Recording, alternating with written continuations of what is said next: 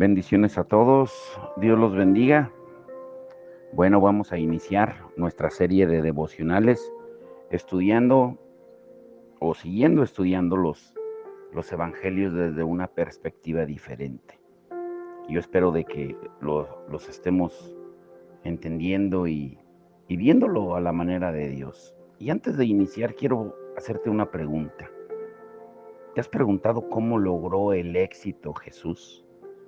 ¿Alguna vez te has preguntado cómo pudo Jesús sanar a las multitudes, resistir las tentaciones del enemigo, calmar tormentas, alimentar a miles, resucitar muertos? ¿Cuál fue su secreto? Algunos podrían decir que él era Dios en la carne, lo cual es cierto, pero ¿es ese el poder que él usaba? Si es así, entonces ¿por qué necesitaba orar al Padre? Jesús fue un hombre de oración, aunque era el Hijo de Dios, el Verbo hecho carne. Su relación con el Padre se basaba en la oración. Comenzó su ministerio en oración. Pasó 40 días en el desierto en ayuno y oración y confió en la oración por cada aspecto de su ministerio en la tierra. Jesús no pudo hacer nada apartado de su relación con el Padre, como él mismo lo dice en Juan 5:19. Jesús pasaba mucho tiempo a solas con Dios, con el Padre, antes, durante y después de ministrar. Pasó toda una noche en oración antes de elegir a los 12 discípulos. Él oró por los demás y con los demás. Él oró en la hora de su mayor tentación. La oración fue su conexión con el Padre. Si Jesús era adicto a la oración para cumplir su propósito en la tierra, ¿deberíamos nosotros sentir menos pasión por nuestra vida de oración? Santiago 5:13 dice: ¿está alguno entre vosotros afligido? Haga oración. La aflicción lleva a muchos a preocuparse, a buscar consejo, quejarse y pedir ayuda a otros. Pero la verdadera fuente de nuestra liberación se encuentra en la oración. La oración es donde está la respuesta. La oración aprovecha la sabiduría de Dios. La oración libera la provisión de Dios. La oración involucra a Dios en nuestra vida. Por eso, no evitemos orar, porque algunos lo hacen ver como una obligación religiosa y probablemente hablas con los demás con mucha libertad sobre lo que estás pasando, pero toma la delantera y habla con Dios también. Luego encuentra algunas promesas en su palabra que hablen de tu situación y habla con Dios acerca de ellas. Espera que Dios avive su palabra para ti. Espera respuestas. Dios se preocupa por ti tanto como se preocupó por Jesús cuando estuvo en la tierra. Ahora, escucha muy bien esto. ¿Cómo comenzó el ministerio de Jesús? Bueno, sabemos, como dice en Mateo 3, 16, 17, que cuando fue bautizado, se escuchó una voz en los cielos que dijo: este es mi Hijo amado en el cual tengo complacencia. E inmediatamente en Mateo 4:1 dice que fue llevado por el Espíritu al desierto y ahí fue tentado por Satanás. Y después de pasar ese proceso que ya lo vimos el viernes, las tentaciones de Jesús, fue cuando comenzó su ministerio. Pero ¿dónde comenzó su ministerio? El título de hoy está muy hermoso: una boda y una cena, las señales de Jesús, principio y fin. ¿Qué quiere decir? ¿A qué se refiere? Una boda y una cena, el principio y el final del ministerio del Hijo de Dios. Imagínate que estás paseando tranquilamente por la calle y de repente encuentras un anuncio publicitario con el siguiente mensaje: Universidad de Guanajuato invita porque estará el conocido doctor fulano en ciencias y letras, ganador de varios premios Nobel, va a hablar sobre el origen y destino del universo. Sus palabras serán retransmitidas vía satélite en directo para la radio y televisión a más de 180 países. ¡Qué momento tan impresionante! Ahora, imagina que tú eres el maestro que vas a dar esa conferencia, el más admirado en el mundo. Y por primera vez vas a explicar algunos de tus descubrimientos. Tú mismo escogiste el lugar, el público, el reconocimiento y los medios de comunicación que estarán presentes. Hablas con la prensa y con las más importantes emisoras de radio y televisión del planeta. Y lo tienes todo preparado para ese momento. Lo que vas a decir es muy importante porque tendrá una influencia directa en todas las personas del mundo y una repercusión increíble en la historia de los próximos siglos. Bueno, así lo hubiéramos organizado nosotros por lo menos. Pero Jesús sorprendió a todos. Él no fue al inicio de su ministerio a, a la sinagoga en primer lugar, aunque todos los doctores de la ley estaban ahí y podían escucharle, reconociendo su inteligencia y sus ideas. No se presentó en la escuela más importante de Jerusalén, ni siquiera se fue al desierto para que el pueblo lo viera, como lo hizo Juan el Bautista. Al fin y al cabo, él había preparado el camino y hubiese sido muy sencillo seguirlo. Pero ¿cómo fue la presentación del reino?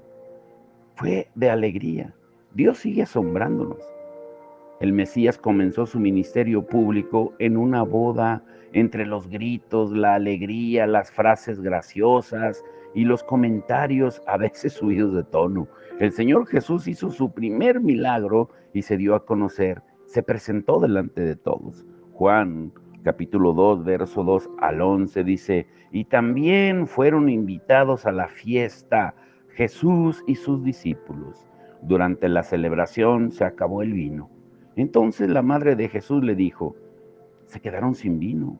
Y cerca de ahí había 6 tinajas de piedra que se usaban para el lavado ceremonial de los judíos.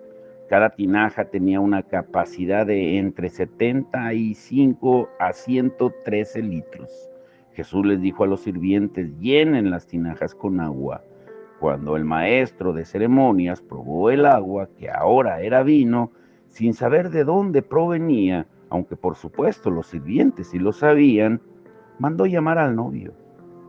Un anfitrión sirve el mejor vino primero, le dijo, y una vez que todos han bebido bastante, comienza a ofrecer el vino más barato. Pero tú has guardado el mejor vino hasta ahora. Esta señal milagrosa en Caná de Galilea marcó la primera vez que Jesús reveló su gloria y sus discípulos creyeron en él. La Biblia dice que fueron invitados a la boda Jesús y sus discípulos. Es obvio que nadie podía ponerse demasiado serio o trascendente o místico en el sentido que nosotros hubiéramos imaginado. El Salvador y sus discípulos no aparecieron ahí para aguarle la fiesta a nadie, sino todo lo contrario, para disfrutar con todos. Una boda es el evento más feliz que pueda existir. El Señor lo sabía y por eso quiso que el Evangelio del Reino fuera bautizado por la alegría en primer lugar. Todo parecía perfecto, hasta que ocurrió algo impredecible. De repente el vino se acabó, y con él figuradamente la alegría de los asistentes. En aquel tiempo cualquier cosa podía faltar en una boda, pero jamás debía terminarse el vino. Quizás era la primera vez que ocurría algo así en mucho tiempo. Puede que nunca se hubiese terminado el vino en una boda en toda la historia de Israel. No fue por casualidad. El vino, figuradamente, reflejaba la relación del pueblo de Israel con su esposo, el Creador, y el hecho de que se terminara era una figura de que Israel no había sido fiel a su Señor. La boda no puede seguir adelante sin vino. La fiesta se termina si no hay amor. La infidelidad de la nación hacia su Dios había dejado sin sentido su carácter como esposa. No había nada que celebrar y mucho menos una boda. Y justo en ese momento el Señor Jesús entró en escena. Les ordenó llenar las tinajas de agua que usaban para el rito de la purificación, y ellos obedecieron incondicionalmente. Las tinajas fueron llenas hasta el borde, de tal manera que no solo cumplían sus deseos, sino que quedaba certificado que no pudieran mezclar otro líquido. O sea, no había fraude posible. El vino tenía que ser absoluta y completamente nuevo. El Señor no quería que hubiera ninguna duda en cuanto a sus actos. No toleró ningún atisbo de posible engaño. Pero no debemos olvidar que aquella no era una agua cualquiera. Estaba reservada para el rito de la purificación. Las tinajas estaban ahí para que los invitados pudieran lavarse las manos. Representaban la religión, lo externo, el rito que quería hacer memoria de la relación de Israel con Dios. Un rito, perdón, que ya no tenía ningún valor porque el agua solo lava lo que se ve por fuera, lo externo, lo aparente, lo que no sirve delante de Dios. El agua se utilizaba para guardar las tradiciones religiosas. Los asistentes tenían que mantenerse limpios durante toda la boda, así que necesitaban una gran cantidad de agua para lavarse las manos varias veces. Cuando el Señor convirtió toda esa agua en vino, podía haber utilizado solo 3 o 4 de las 6 tinajas y haber dejado algo para la purificación, pero reveló su carácter delante de todos y lo que él quería hacer con todas esas tradiciones. Ya no se necesita más agua para purificarse. Desde ese momento no podían mantenerse los ritos religiosos. Todos tienen que disfrutar de la fiesta.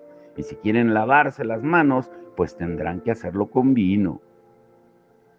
Todo empezó en una boda y terminará de la misma manera. La primera boda fue la manifestación del Cordero de Dios. La última boda será la del Cordero con su iglesia y durará por toda la eternidad. Esa fue la primera enseñanza del Maestro. Se acabaron las tradiciones religiosas, no más tinajas para baños rituales, no más espiritualidad falsa ni santidad aparente. Para Dios no cuentan las personas limpias y relucientes por fuera y vacías por dentro. Dios dice no a las normas inútiles que algunos quieren cumplir a rajatabla, mientras Él sigue esperando adoración sincera y fidelidad inquebrantable. A partir de ese momento, la relación debe ser fresca, natural, directa, irresistible. El vino nuevo ha llegado. Los sirvientes obedecieron inmediatamente, llevando el agua al maestresala, lo cual significó una gran dosis de fe por su parte. Ofrecer agua cuando estás esperando vino no les importó. Tomaron las tinajas y siguieron al pie de la letra las órdenes del maestro, aunque no sabían qué iba a ocurrir. Y sabes una cosa, muchas veces Dios nos pide que hagamos algo difícil de entender. Y aunque los demás se burlen, porque no tiene sentido lo que hacemos, el valor de lo que hacemos proviene del hecho de que estamos obedeciendo a Dios. Ese es el secreto de una vida de fe. Y entonces ocurrió, como alguien expresó de una manera casi sublime, el agua vio a su creador y se sonrojó. El agua se volvió vino en esencia, color y antigüedad. Era un vino añejo, a pesar de tener pocos minutos de vida. Podríamos llamarlo la apariencia de historia, en lo que Dios crea y en los milagros que Él hace, a su manera y a su tiempo. Jesús no multiplicó el vino como más tarde haría con los panes y los peces. Este era su primer milagro y quería que todos comprendieran lo que estaba haciendo. Nada de vino viejo y sin valor. las reformas o pequeños remiendos no tienen ningún valor para Dios. Todo es nuevo por completo. Las tradiciones religiosas no solo estaban absolutamente superadas, sino que debían ser desechadas. Dios no las tolera. El Señor vino a predicar un cambio radical, total, único. No vino a mejorar lo que ellos tenían, sino a ofrecer algo completamente nuevo. Lo que los hombres estaban ofreciendo ya no tenía ningún sentido. El vino de la religiosidad había perdido todo el gozo. La ley le había robado al hombre la posibilidad de disfrutar de una relación íntima con Dios, porque el pecado de cada uno de nosotros puso una cima demasiado grande como para poder tomar con el Creador el mismo vino y disfrutar en la misma mesa. No se trata de pequeños cambios en nuestra vida, se trata de nacer de arriba. En el mismo momento en que las cosas inútiles se terminaron, el Señor transformó el agua en vino. En el mismo instante en que nadie podía ofrecer nada, Jesús presentó su vino nuevo. Para eso fue necesario que se hubiera acabado todo. Era imprescindible que todos se sintieran o nos sintiéramos indefensos y necesitados. Nada de reformas, retoques o maquillajes espirituales. La vida que el Señor ofrece es completamente nueva. Y como él mismo recordó más tarde en Juan 10:10, esa nueva vida se caracteriza por su abundancia y derroche. 6 tinajas, 600 litros de vino. La alegría de Dios es desbordante porque entre todos los invitados a la boda no pudieron beber ni una mínima parte de lo que Dios les estaba ofreciendo. Lo que Jesús hizo parece casi irrespetuoso. ¿Para qué querían los invitados 600 litros de vino? Pues obviamente no era para abusar del alcohol, sino para mostrar la abundancia de Dios, una abundancia que siempre estará presente en el ministerio del Señor Jesús. Sus milagros van más allá de lo necesario. El pan y los peces sobran después de alimentar a miles de personas. Los enfermos son sanados, aunque no se lo pidan. El perdón se extiende a todos, a los que lo merecen y a los que no. Jesús vino derrochando bendiciones, abrazando lo inalcanzable, regalando momentos eternos. Jamás midió su amor y su gracia. Él se dio por completo. Dios no es un Dios de medidas exactas. Él no da a cada uno lo que le corresponde de una manera perfectamente controlada. Dios es derrochador, magnánimo, dadivoso hasta lo sumo. Quiere que sobre siempre, quiere que disfrutemos de su abundancia. Por eso Él dice que Él vino a darnos vida y vida en abundancia en Juan 10:10. Quiere que aprendamos a vivir. Ahora, número 2, la cena más importante de la historia de la humanidad. La primera aparición en público del Señor Jesús con sus discípulos fue en esa boda. 3 años más tarde, y antes de ser entregado, Jesús también se encontró en una cena con sus discípulos, esta vez a solas, y puede que aparentemente no fuera de una manera tan alegre como en aquella primera boda. Pero no hay ninguna duda que comieron juntos con un profundo gozo interior. Una boda para empezar su vida pública y una cena antes de ir a la cruz. Demasiadas coincidencias como para no darnos cuenta de que la mano de Dios estaba detrás de todo. El vino, los discípulos, la comida, el gozo, el milagro, la compañía, las palabras, los gestos, la trascendencia de los detalles, la fiesta, porque esa última cena también fue una fiesta, aunque pueda parecernos increíble. Dice Primera de Corintios 5:7-8, Cristo nuestra Pascua ha sido sacrificado, por tanto celebremos la fiesta, no con la levadura vieja, ni con la levadura de malicia y maldad, sino con panes sin levadura, de sinceridad y de verdad. Muchas coincidencias pudieron pensar los discípulos, pero solo el Señor conocía en ese momento las diferencias. En la boda, Jesús era el invitado. En la última cena, Él es el que invita. En la boda, el vino se acaba y Él tiene que darlo a todos. En la última cena, Él se da a sí mismo. Les dice a los discípulos que su propia sangre representa el vino y de la misma manera lo derrocha, lo ofrece, lo regala, siendo el ejemplo más sublime de la historia. Él mismo se da a todos, entrega su vida por amor a cada uno de nosotros.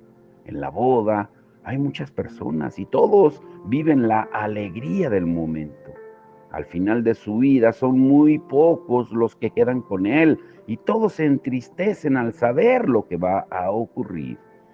La última cena nos enseña el valor que tienen los amigos en los momentos más difíciles. Jesús no invitó a esa cena a los principales de la ley o a los maestros, ni quiso explicarles lo que iba a hacer para que comprendieran de una vez el significado de la Pascua, el valor del Cordero de Dios muriendo por la humanidad, y así para que ellos pudieran enseñarlo al pueblo. Jesús invitó únicamente a sus amigos. Quiso pasar con ellos los últimos momentos y que ellos fueran los que disfrutaran esos recuerdos en el futuro. Desnudó delante de ellos su corazón y sus sentimientos. Habló durante horas, como si nada más importante, como si no hubiera día siguiente. Les explicó lo que había en el fondo de su alma y nos dio a nosotros la posibilidad de conocer también parte del corazón de Dios. Y puede que esa sea la razón por la que el Señor Jesús quiere que recordemos esa última cena. No estableció ningún oficio ni ministerio acerca de sus enseñanzas o de sus milagros. Tampoco instauró una fiesta religiosa para celebrar la resurrección de Lázaro, la multiplicación del pan o algún otro evento que nosotros consideremos importantes. Lo que siempre quiso fue que recordáramos su última cena. Lo que Jesús desea es que cada vez que tomemos pan o vino, sean cuales sean las circunstancias, le recordemos a Él, que cada vez que comamos juntos, Él esté presente. Quiere que no le olvidemos nunca, que Él sea tan trascendental en nuestra vida como para que no podamos concebir la existencia sin Él. Por eso, algo que el Señor ha puesto en nuestro corazón desde hace muchísimos años es Hechos 2, 44 al 47. Es el manual de la iglesia. Es exactamente lo que Jesús hizo al principio y al final de su ministerio. Él no quiso dejar establecido un recuerdo serio, solemne y muy ceremonioso, como nos gusta hacer a nosotros, que hasta algunos cambian hasta el tono de voz cuando están orando. ¡Oh, excelentísimo Señor! No, simplemente cenó con sus amigos y nos dijo que le recordáramos cada vez que hagamos lo mismo, cada vez que comamos. Gratitud y recuerdo, o recuerdo y gratitud, que es lo mismo, porque esa es la actitud que Dios espera de nosotros siempre que hablamos de la última cena. Y esa debe ser nuestra actitud mientras esperamos la cena que va a venir, esa boda de la que formaremos parte. La eternidad quedó reflejada en un solo acto, pasado, presente y futuro, en un solo momento. Por eso la palabra de Dios dice en 1 Corintios 11:26, todas las veces que comieres este pan y bebieres esta copa, la muerte del Señor anunciáis hasta que venga. O sea, aquí nos habla del hoy, del ayer y del mañana. Jesús simplemente cenó con sus amigos y nos dijo que le recordáramos cada vez que hacemos lo mismo. Ningún otro acto religioso, litúrgico, social o de cualquier ámbito que querramos añadir, tiene el mismo valor que el recuerdo de aquella sencilla cena, porque nada es comparable a la amistad del Señor Jesús. Ese fue el plan de Dios. La vida pública del Señor Jesús comenzó en una boda y su vida pública terminará en otra boda, lo que la Biblia llama las bodas del Cordero. En la primera boda, el Señor y sus discípulos fueron invitados. Al final de los tiempos, Él será el anfitrión, porque estará celebrando su propia boda con la iglesia, con la esposa que compró con su propia sangre. En la primera boda convirtió el agua en vino. En las bodas del Cordero, nosotros somos su novia, porque un día en la cruz Él derramó toda su sangre como vino ofrecido por nosotros. Esa es la meta de toda la historia, el punto final y definitivo, las bodas del Cordero.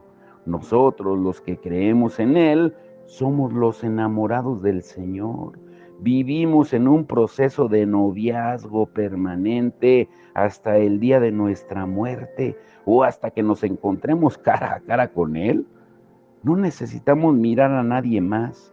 Vivimos permanentemente con nuestros ojos abiertos y brillantes como alguien que está profundamente asombrado y enamorado. No queremos amar a nadie más que a Él, porque nadie puede amarnos tanto como Él y nadie puede emocionarnos como el Señor.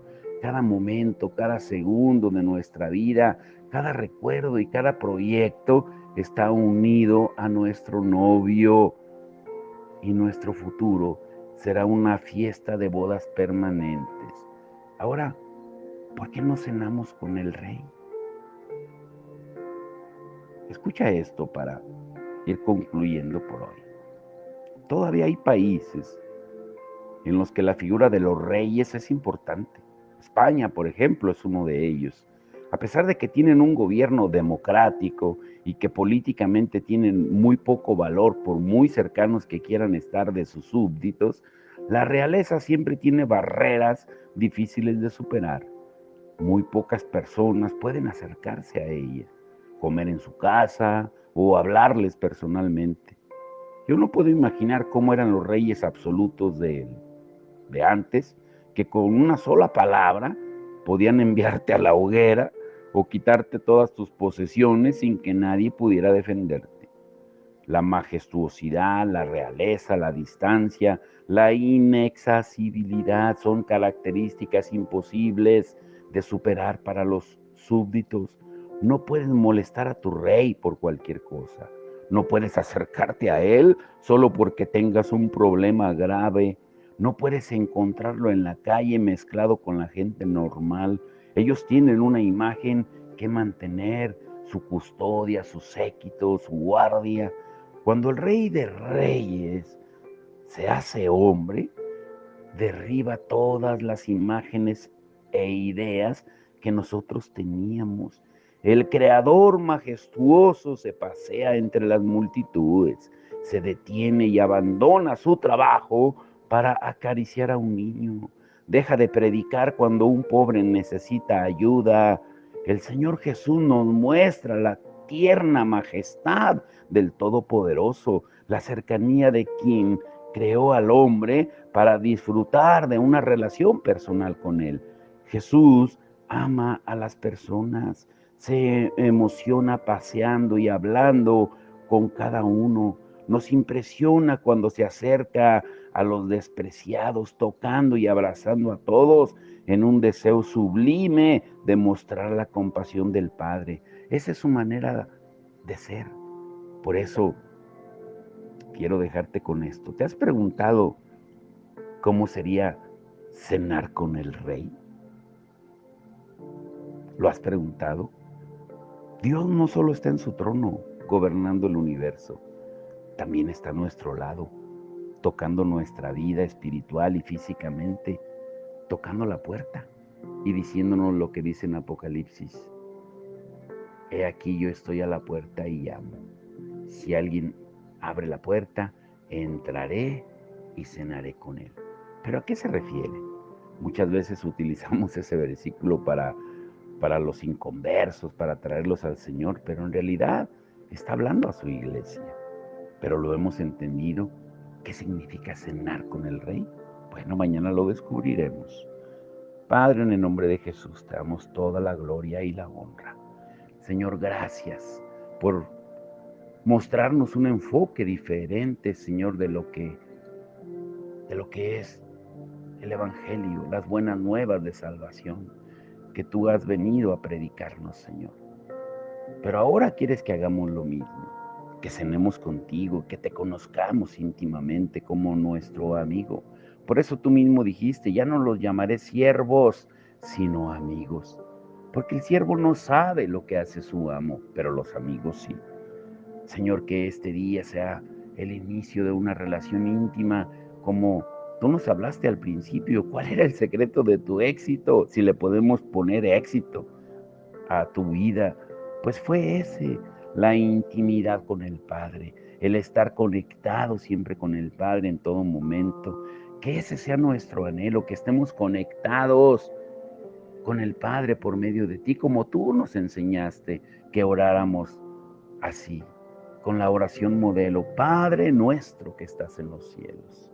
Señor, que lo hagamos con reverencia, pero no con fingimiento ni con apariencias, cambiando hasta el tono de voz para que suene místico o muy espiritual, sino que lo hagamos normal como somos.